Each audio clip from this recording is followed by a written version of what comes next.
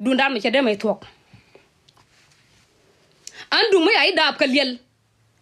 ka dong ba chide ute kariyam ba ka yide ute ringba de wala nen chama kaka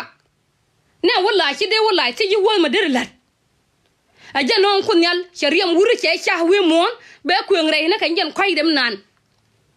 ba ku lo taza she ko en she kya moy ajan taz en shek ajan kodin cha ku wi mon ko be tas biriyam du biya kula chasin bi kula chasin no ya ke lo ya biya pel ma she pel bi toy ka je biriyam du min bor biya kula kuntin man gan ku be yu moy ke joy Allah ko jen amilar ya ma ya tomni na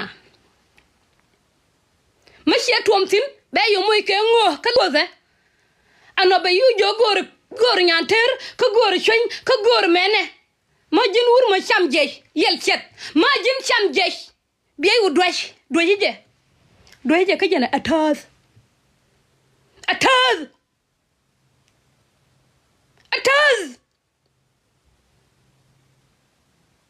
bi wopies jin bi dabdu bi ko pies jide bi pies ko ba kul baliw ka tazda ko yoko shako sha che lubani rot ko no jekun ba ko jekun ba ka rut ma ya yirwere wur ba yilo a ci je